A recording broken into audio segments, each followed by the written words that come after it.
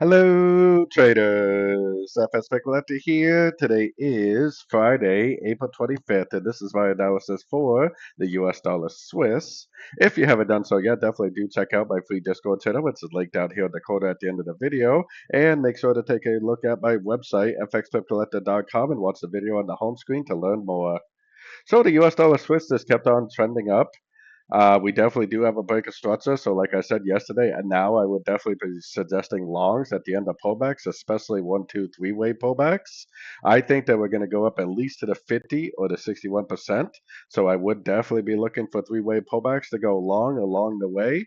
When it does go up to one of these fib levels and maybe make like a double top and a break of structure like that, whether it's a 50 or the 61, I don't know. But if it does do something like that, I would definitely stop looking for longs and start looking for shorts again because I'm pretty confident that the higher time frame trend is not over.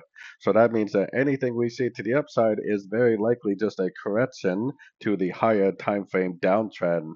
But if you are a short time frame trader trading the 1 hour time frame and below, you definitely could be looking for logs until we get that fib bounce.